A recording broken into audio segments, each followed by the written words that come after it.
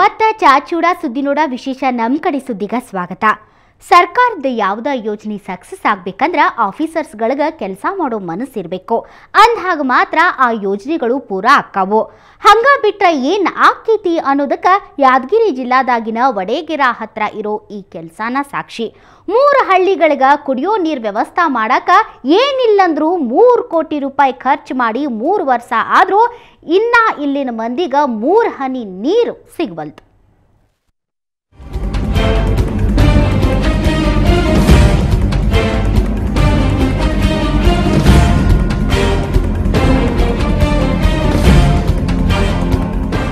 ಬೀಗ ಜಡದ ಬಾಗ್ಲ, ಸೋತು ಸುಣ್ಣಾದ ಕಾರ್ಖಾನೆ, ಕೆಲ್ಸ ಇಲ್ದ ಪರದಾಡಕತ್ತಿರೋ ಕಾರ್ಮಿಕರು, ಬಿಚ್ಚಿಟ್ಟ ಯಂತ್ರೋಪಕರಣ. ಇದ ದಾವಣಗೆರೆ ಭದ್ರಾ ಸಹಕಾರಿ ಸಕ್ಕರೆ ಕಾರ್ಖಾನೆಯ ಇವತ್ತಿನ ಸ್ಥಿತಿ. 6 ವರ್ಷದ ಹಿಂದ ಬಂದಾಗಿದ್ದ ಕಾರ್ಖಾನೆ ರೈತರ ಹೋರಾಟದಿಂದ ಮತ್ತೆ ಆರಂಭ ಆಯ್ತು. ಆದರೆ ಜನಪ್ರತಿನಿಧಿಗಳು, ಸ್ಥಳೀಯ ಅಧಿಕಾರಿಗಳ ಅಸಹಕಾರದಿಂದ ಮತ್ತೆ ಬಾಗ್ಲ ಮುಚ್ಚೇತಿ. ಕಾರ್ಮಿಕರು ಬೀದಿ ಪಾಲಾಗ್ಯಾರ. 10,000 ಎಕರೆಯಾಗ ಬೆಳೆದ ಕಬ್ಬು ಒಣಗಾಕತ್ತೈತಿ. ರೈತರು ಸಾಲದ ಸುಳಿಗೆ ಸಿಲುಕ್ಯಾರ. ಹುಡುಗರಿಗೆ ಸ್ಕೂಲಿಗೆ ಫೀಸ್ ಕಟ್ಟಕ್ಕೆ ದುಡ್ಡಿಲ್ಲ. ಇವೆಲ್ಲ ಸಮಸ್ಯೆ ಇದಾವಂತ ಜಿಲ್ಲಾ ಮಂತ್ರಿಗಳಿಗೆ ಹೋಗಿ ಸುಮಾರು ಸಾರಿ ಕಂಡಿದ್ವಿ. ಅವ್ರು ಯಾವ ಥರದ್ದು ಸುಮ್ಮನೆ ಏನೋ ಮಾಡ್ತೀನಿ ಹೇಳ್ತೀನಿ ಅಂತ ಹೇಳಿದರೆ ನಮ್ಮ ಇವರು DC ಅವರು, ನಮ್ಮ ಫ್ಯಾಕ್ಟ್ರಿ ಅಧ್ಯಕ್ಷರವರು, ಅವ್ರಿಗೂ ಸುಮಾರು ಸಾರಿ ಕಂಡು ಮನವಿ ಮಾಡಿ ಇಷ್ಟೆಲ್ಲ ಮಾಡಿದ್ರು. ಅವ್ರು ಯಾವ ಥರದ್ದು ನಮಗೆ ಇದಾಗ್ತಾ ಇಲ್ಲ. ಆಮೇಲೆ ಹಿಂದಿರ್ತಕ್ಕಂಥ ಜ್ಞಾನಬ ಶುಗರ್ಸ್ನವರು ನಮಗೆ ಪೇಮೆಂಟ್ ಕೊಡ್ತೀವಿ ಅಂತ ಹೇಳಿ ಸುಮಾರು ಸರಿ ನಮಗೆ ಆಸೆ ಹಚ್ಚಿ ಅವ್ರು ಕೇಳ್ದೆ ಹೋಗ್ಬಿಟ್ರು.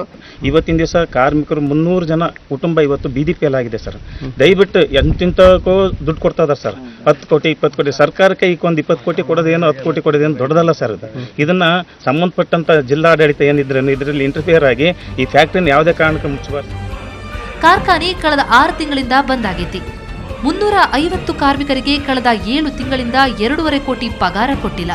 ರೈತರಿಗೆ 1.24 ಕೋಟಿ ಬಾಕಿ ಕೊಡಬೇಕು. ಸೆಕ್ಯೂರಿಟಿ ಗಾರ್ಡ್ಗಳಿಗೆ 3 ತಿಂಗಳ ಪಗಾರ ಕೊಟ್ಟಿಲ್ಲ. ರೈತರಿಗೆ 90 ಲಕ್ಷ ರೂಪಾಯಿ ಸಾಲ ಕೊಡ್ತೇವಿ ಅಂತ ಹೇಳಿದ ಭರವಸೆ ಇನ್ನೂ ಹಂಗ ಐತಿ. ಬ್ಯಾಂಕ್ ಸಾಲ 8 ಕೋಟಿ ಐತಿ. ಹಿಂಗ ಸಾಲದ ಸುಳಿಗೆ ಸಿಕ್ಕೊಂಡಿರೋ ಭದ್ರಾ ಸಕ್ಕರೆ ಕಾರ್ಖಾನೆ ಪುನಶ್ಚೇತನಕ್ಕ ರೈತರು ಮತ್ತೆ ಹೋರಾಟ ನಡೆಸಬೇಕಾಗೈತಿ. ಸತತವಾಗಿ 6 ವರ್ಷ 6 ದಿನ ಬಂದಾತು. 6 ವರ್ಷ 6 ದಿನ ಬಂದಾಗಿದ್ದ ಸಹಕಾರಿ ಸಕ್ಕರೆಗೆ ಒಬ್ಬ ಪುಣ್ಯಾತ್ಮ ತನ್ನ ಒಂದು ಶ್ರಮದಿಂದ ರೈತ ಕಾರ್ಮಿಕ ಹೋರಾಟ ಮಾಡಿ ಫ್ಯಾಕ್ಟ್ರಿ ಚಾಲೂ ಮಾಡಿದೆ. ಮತ್ತೆ 8 ತಿಂಗಳಿಗೆ ಬಂದಾತು. ಈಗ 7 ತಿಂಗಳು ನಮಗೆ ಸಂಬಳ ಇಲ್ಲ. ಇದನ್ನು ಏನಾರು ಮಾಡಿ ಸರ್ಕಾರನ ನಡೆಸಿ ಅಂದು ನೋಡಲಿ, ಸರ್ಕಾರಕ್ಕೆ ಅಕ್ವೈರ್ ಮಾಡ್ಕೊಳ್ಳಿ. ಪಾಂಡವಪುರ ಸಕ್ಕರೆ ಸರ್ಕಾರ ನಡೆಸೋಕ್ಕಾಗತ್ತೆ. ನಮ್ಮ ಫ್ಯಾಕ್ಟ್ರಿ ಯಾಕೆ ಸರ್ಕಾರ ನಡೆಸೋಕ್ಕಾಗಲ್ಲ? ಕಾರ್ಖಾನಿಗ ಈಗ ಮತ್ತ ಬೀಗ ಬಿದ್ದೈತಿ. ಬರೀ 10 ಕೋಟಿ ರೊಕ್ಕ ಹಾಕಿದ್ರು ಮುಂದಿನ ತಿಂಗಳಿಂದನ ಮತ್ತೆ ಚಾಲು ಮಾಡಬಹುದು. ಆದ್ರ ಲೀಡರ್ ಮಂದಿ, ಜಾತಿ ರಾಜಕೀಯ, ಸ್ವಜನ ಪಕ್ಷಪಾತ ಕಾರ್ಮಿಕರಿಗೆ, ರೈತರಿಗೆ ಮಗ್ಗಲು ಮುಳ್ಳಾಗೈತಿ. ಭದ್ರಾ ಕಾರ್ಖಾನೆ ನಂಬಿ ಕಬ್ಬು ಬೆಳೆದ ಸಾವಿರಾರು ರೈತರು ಸಾಲದ ಸುಳಿಗೆ ಸಿಕ್ಕೊಂಡಾರ. ಬ್ಯಾಡದಕ್ಕೆಲ್ಲ ರೊಕ್ಕ ಕೊಡೋ ಸರ್ಕಾರ ರೈತರ ಉದ್ಧಾರಕ್ಕ 10 ಕೋಟಿ ಕೊಡಾಕ ಸಾಧ್ಯಲ್ಲ ಅಂದ್ರ ಹೆಂಗ್ರಿ? ರಾಜಪ್ಪ ಸುತ್ತೂರ್, ಸುವರ್ಣ ನ್ಯೂಸ್ 24/7 ದಾವಣಗೆರೆ. ಬಾಗಲಕೋಟೆ ಬಸವೇಶ್ವರ ವಿದ್ಯಾವರ್ಧಕ ಸಂಘ ಈಗ ಕಾನೂನು ಬಾಹಿರ ಆರೋಪದಾಗ ಸಿಕ್ಕಾಕೊಂಡೈತೆ. ಸರ್ಕಾರದಿಂದ ಪಡೆದಿದ್ದ ಜಮೀನು ದುರ್ಬಳಕೆ ಮಾಡ್ಕೊಂಡಾರ ಅಂತ ಆರೋಪ ಐತಿ. ಆದ್ರೆ ಸಂಘದ ಅಧ್ಯಕ್ಷರು ಮಾತ್ರ ನಮ್ಮಲ್ಲೇ ಯಾವುದೂ ದುರ್ಬಳಕೆ ಆಗಿಲ್ಲ, ಎಲ್ಲ ಸರಿಯಾಗ ಐತಿ ಅಂತಾರ.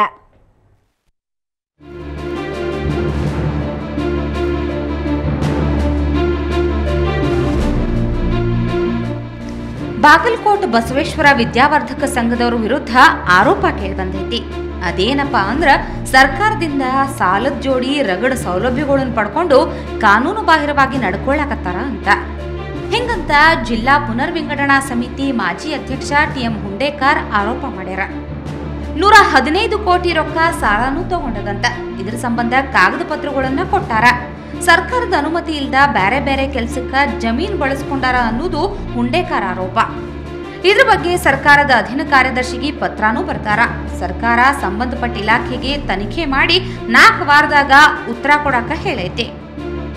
ಇದನ್ನ ವರ್ಗಾವಣೆ ಮಾಡ್ತಕ್ಕದ್ದಲ್ಲ, ಯಾರಿಗೆ ಇದನ್ನ ಲೀಸ್ ಬ್ಯಾಕ್ ಕೊಡತಕ್ಕದ್ದಲ್ಲ. ಅದರ ಪೋರ್ಷನ್ ಇರಲಿ, ಒಟ್ಟು ಇರಲಿ, ಇವನ್ ಸ್ವಲ್ಪ ಪೋರ್ಷನ್ಸ್ ಅದಕ್ಕೆ ಕೊಡ್ತಕ್ಕದ್ದಲ್ಲ ಅಂತ ಕಂಡೀಷನ್ ಇದಾವೆ. ಮತ್ತು ಇದನ್ನು ಮಾರ್ಗೇಜ್ ಮಾಡಬಾರ್ದು, ಇಂಥವೆಲ್ಲ ಕಂಡೀಷನ್ ಇದಾವೆ. ಈಗ ಕಂಡೀಷನ್ ಇದನ್ನು ಇವರು ಉಲ್ಲಂಘನೆ ಮಾಡಿದ್ದಾರೆ. ಕಾರ್ಪೊರೇಷನ್ ಬ್ಯಾಂಕಿಂದ 90 ಕೋಟಿ ರೂಪಾಯಿ ಸಾಲ ತೊಗೊಂಡ್ರು, ಅದಕ್ಕೆ ಒತ್ತಿ ಐತಿ.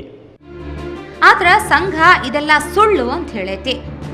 ಸರ್ಕಾರ ಕೊಟ್ಟ ಜಮೀನನ್ನ ಯಾವುದೇ ರೀತಿಯಾಗಿ ದುರ್ಬಳಕೆ ಮಾಡ್ಕೊಂಡಿಲ್ಲ ಅಂತ ಹೇಳೈತೆ. ಅದೇನು ಆದಾಯ ಬರ್ತದ, ಹಾಸ್ಟೆಲ್ ಇನ್ಕಮ್ ಇರ್ಬೋದು, ಅಂಗಡಿ ಬಾಡಿಗೆ ಇರ್ಬೋದು, ಡೆಪಾಸಿಟ್ ಇರ್ಬೋದು, ನಮ್ಮ ಪ್ರಿಂಟಿಂಗ್ ಪ್ರೆಸ್ಸಿನ ಅದು ಕೂಡ ನಾವು ಕಮರ್ಷಿಯಲ್ಲೇ ಅಲ್ಲ, ಅದು ಪ್ರಿಂಟಿಂಗ್ ಪ್ರೆಸ್ ಅಂದ್ರೆ ಅದರ ಆದಾಯ, ಮಂಗಲ ಭವನದಿಂದ ಬರುವಂಥ ಆದಾಯ ಏನು ಬಂದ್ರೂ ಕೂಡ ಎಲ್ಲನೂ ಶಿಕ್ಷಣ ಕ್ಷೇತ್ರಕ್ಕೆ ವಿನಿಯೋಗ ಆಗ್ತದೆ. ಒಟ್ನಾಗ ಶಿಕ್ಷಣ ಸಂಸ್ಥೆದಾಗ ನಡೆದ್ರು ಭೂಮಿ ಮತ್ತು ಸಾಲದ ವಿವಾದ ತನಿಖೆ ಆದ್ಮೇಲೆ ಖರೆ ಏನನ್ನೋದು ಗೊತ್ತಾಕೈತೆ. ಆದ್ರ ಅದು ಏನಾಕೈತಿ ಅನ್ನೋದನ್ನ ಕಾದು ನೋಡ್ಬೇಕಾಗೈತೆ. ಮಲ್ಲಿಕಾರ್ಜುನ್ ಹೊಸಮನಿ, ಸುವರ್ಣ ನ್ಯೂಸ್ 24/7 ಬಾಗಲಕೋಟ್. ಗುಡ್ಡಾಪುರದಾಗ ದಾನಮ್ಮದೇವಿ ಜಾತ್ರೆ ಬಲು ಜೋರ್ ನಡೆದೈತಿ. ನಿನ್ನೆಯಿಂದ ಭಕ್ತರು ಅಲ್ಲೇ ಜಮಾಯಿಸ ಕುಂತಾರ. ಅವ್ರ ಸಡಗರ ಸಂಭ್ರಮ ನಾವು ನೋಡೋಂಬರ್ರಿ.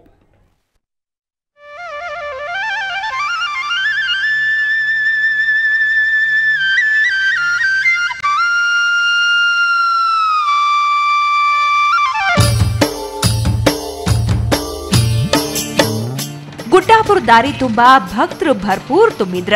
ಎಲ್ಲಾರು ದಾನಮ್ಮ ದೇವಿ ಜಾತ್ರೆಗೆ ಹುರುಪಿಲೆ ಹೊರಟಿದ್ರ. ನಡ್ಕೊಂಡ್ ಹೋದ್ರ ದಾನಮ್ಮ ದೇವಿ ಹರಕೆ ಈಡೇರಿಸ್ತಾಳ ಅನ್ನೋ ನಂಬಿಕೆ ಭಕ್ತರಿಗೈತಿ. ಅದಕ್ಕ ಸಾವಿರಾರು ಮಂದಿ ಹೆಜ್ಜೆ ಹಾಕಿ ಗುಡ್ಡ ಹತ್ತಾರ. ಇಂಥ ಮಂದಿಗೆ ದಾರಿಯೊಳಗ ಊಟ ನೀರಿನ ವ್ಯವಸ್ಥೆನೂ ಮಾಡಿರ್ತಾರ.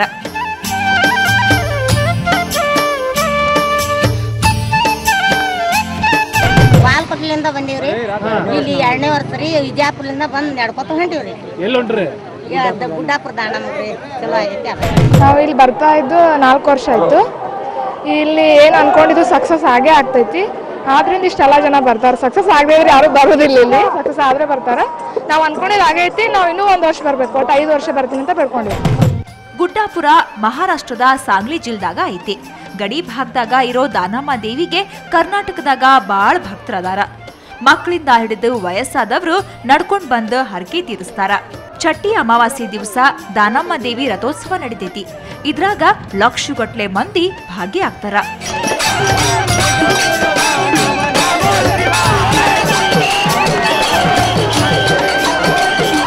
ದೇವಸ್ಥಾನಕ್ಕೆ ಸಾಕಷ್ಟು ಜನರು, ಪ್ರತಿ ವರ್ಷಕ್ಕೆ ತಾನು ಲಕ್ಷಾಂತರ ಜನರು ಪಾದಚಾರಿಗಳು ಕರ್ನಾಟಕದ ಮತ್ತು ಆಂಧ್ರ, ಗೋವಾ, ಮಹಾರಾಷ್ಟ್ರ ಇವೆಲ್ಲ ರಾಜ್ಯಗಳಿಂದ ಇದು ಚಟ್ಟಿ ಅಮಾವಾಸ್ಯೆ ಅನ್ನುವಂಥದ್ದು ಈ ಜಾತ್ರೆ ವ್ಯವಸ್ಥೆ ಇರೋದ್ರಿಂದ ಬಹಳ ಸಾಕಷ್ಟು ಜನ ಬರ್ತಾರೆ.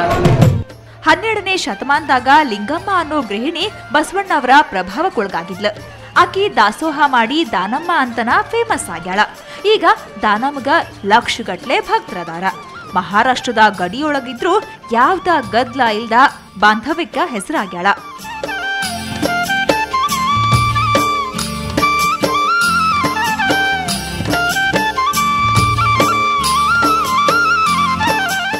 ರಾಜು ಪಾಟೀಲ್, ಸುವರ್ಣ ನ್ಯೂಸ್ 24/7 ಬಿಜಾಪುರ.